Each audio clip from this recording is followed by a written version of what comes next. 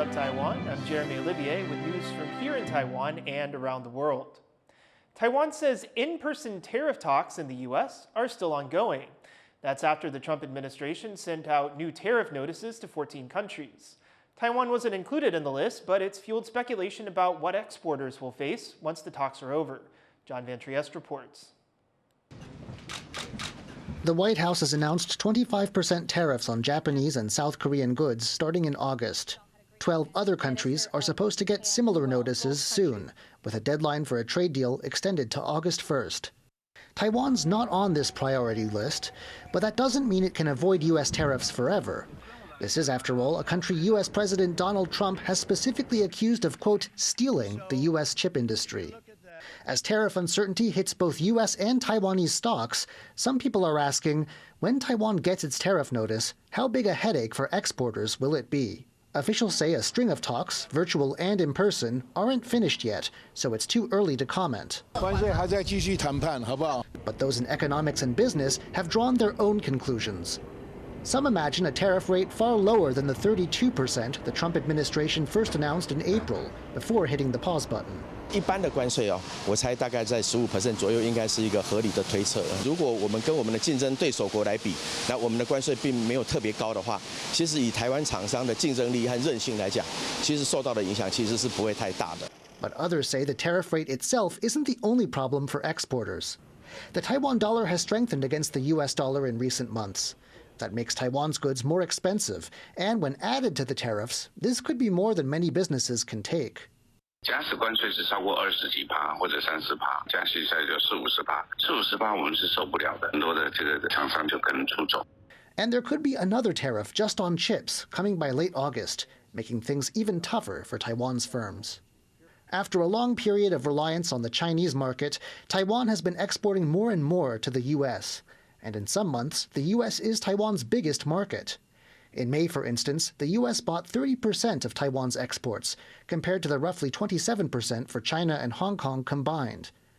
So there's a lot riding on trade talks with the U.S., as the time for talking runs out. Alex Chen and John Van Trieste for TaiwanPlus.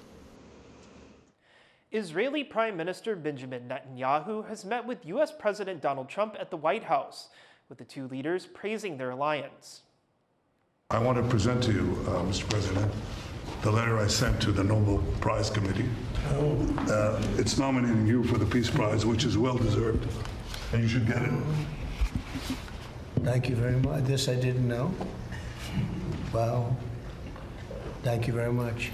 Thank you. Coming from you in particular, this is very meaningful. Thank you very much, Bibi. The two discussed the future for Palestinians. Netanyahu said that Israel and the U.S. were close to finding nations willing to take them in, and that they should be free to leave if they choose to. The Israeli leader also met with U.S. Secretary of State Marco Rubio and Middle East envoy Steve Witkoff. Meanwhile, protesters outside the White House called for an end to the war in Gaza. As we speak, Netanyahu is meeting with Trump, crafting plans not just for a future of deepened apartheid, but for the wholesale transformation of the Arab world, economically, politically, and culturally. Representatives of Israel and Hamas are now holding indirect talks in Qatar to arrange a ceasefire to the war. Around 60,000 people have been killed so far, the vast majority Palestinians. At least 104 people are now confirmed dead from catastrophic flash flooding in the U.S. state of Texas, as the chance of finding survivors fades. The death toll includes 27 children and counselors from a summer camp. 11 more are still missing. The flooding has caused upwards of $22 billion in damage and economic losses. Residents are asking why early weather warnings were not issued for the floods, some blaming federal cuts to the National Weather Service. Millions of people are now at risk of further flooding, with more heavy rain expected throughout the area. Typhoon has moved away from Taiwan, but it left significant damage in its wake, affecting some of Taiwan's most developed areas. Kane's Karanta has this report on the storm's aftermath. Cleanup is underway along Taiwan's west coast after Typhoon swept through the region. Its strong winds and heavy rain killing 2 people and injuring over 650. blowing down trees and road signs and cutting off power to over 700,000 households. Taiwan's main electricity provider says it's been working to restore power, but around 180,000 homes are still in the dark. 因为这个大概是40年来第一个从这个云嘉南平原进来的台风，所以它都是平原嘛，没有什么阻挡，所以损害的情况还蛮严重的。那台电已经从南部、北部还有东部都调人员下去，主要的云嘉南去支援的。The typhoon also caused an estimated $8 million in agricultural damage, with cleanup just beginning. In Zhanghua, onion farmers said their crops had been ruined by the rain, and in Yunlin, corn stalks were blown over. The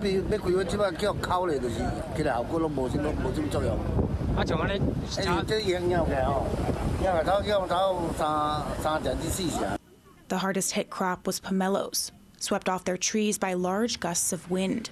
In some areas, 80 to 90% were ruined. President Lai Ching-te is expected to inspect the damage this afternoon, and the army was dispatched to help with cleanup efforts.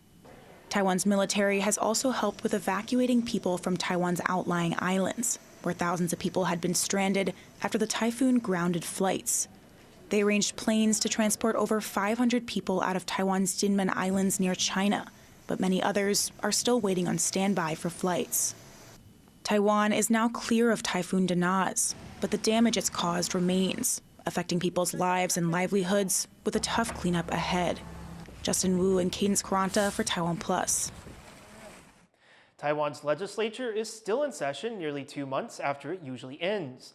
That's because of an extension to the end of July, and now it could go on even longer. Tiffany Wang explains why opposition parties are pushing for this change. Taiwan's lawmakers may have their longest session ever.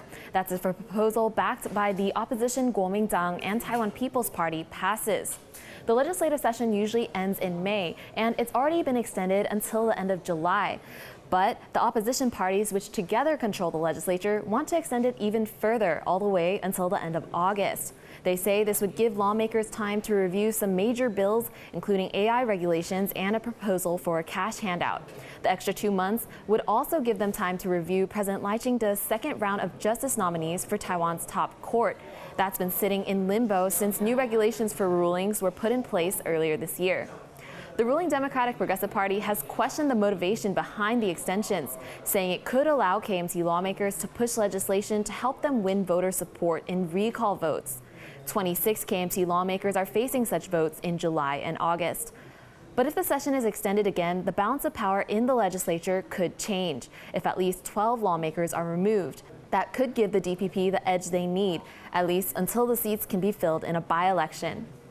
With just weeks to go before the first round of recall votes, lawmakers will be working hard to mobilize voters and prove their competence in the legislature. Chris Ma and Tiffany Wong in Taipei for TaiwanPlus. Taiwan is home to around 360,000 so-called Chinese spouses. As tensions across the Taiwan Strait rise, they often find themselves in a challenging legal and social position in Taiwan.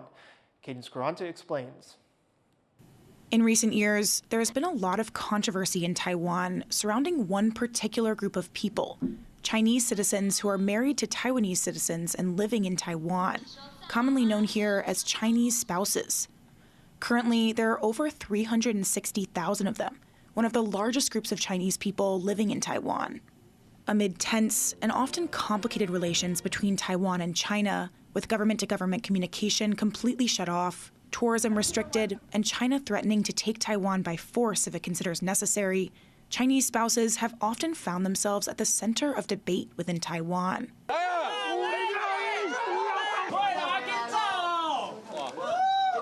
In March, 3 Chinese spouses were deported from the country after posting videos on social media that authorities said advocated the unification of China and Taiwan by force. They deemed the videos a threat to national security and social stability amid anger and controversy that spilled over onto the streets. Go back to China! Go back to China! This controversy reignited debates that have been going on for years in Taiwan over immigration policies for Chinese spouses. Some want stricter policies, while others support easing them. One major question that's arisen is why Chinese spouses are treated differently than immigrants from other countries. While most foreigners have to give up their original citizenship to become citizens of Taiwan, Chinese spouses only need to give up their household registration in China. The core of this issue is how Taiwan's law defines this group of people, something rooted in history. Decades ago, the government of the Republic of China, which is Taiwan's official name, retreated to Taiwan from mainland China as they were losing the Chinese Civil War to Mao Zedong's communists. The ROC established a government in exile in Taiwan that still claimed sovereignty over both sides of the strait, hoping one day to take back the mainland.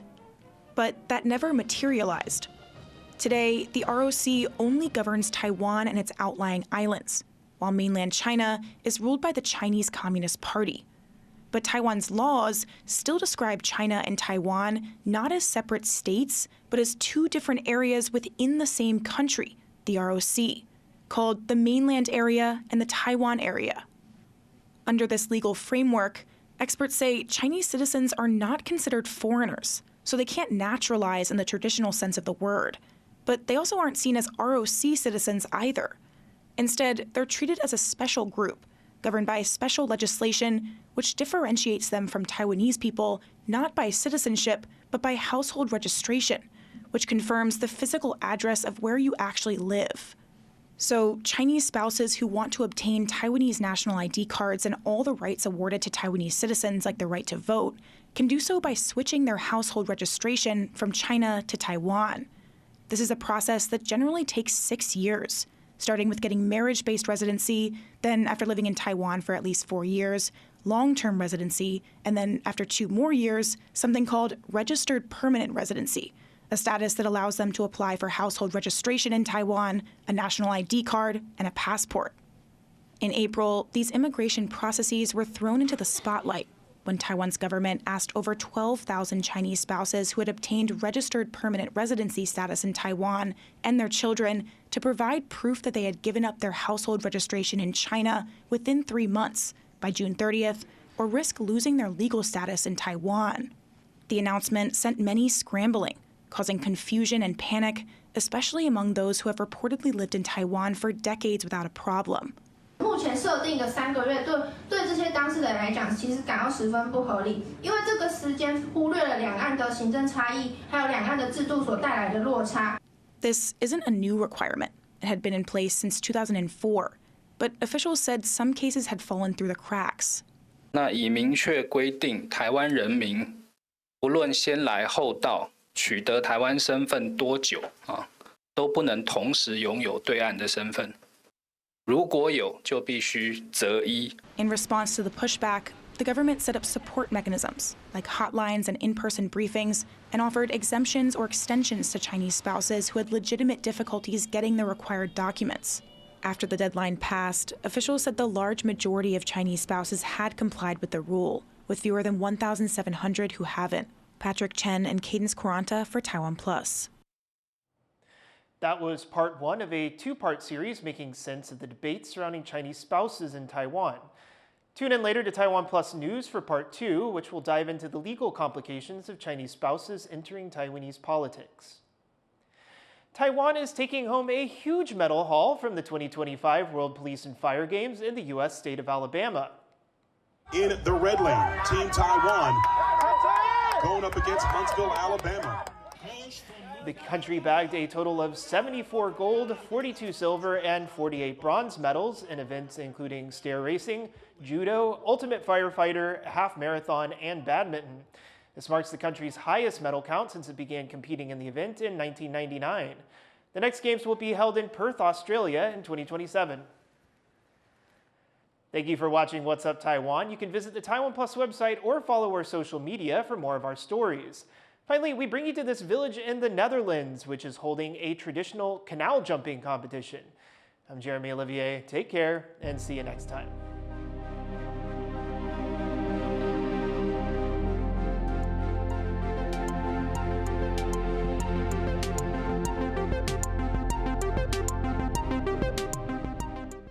For more stories from Taiwan and around the world, follow TaiwanPlus News on social media.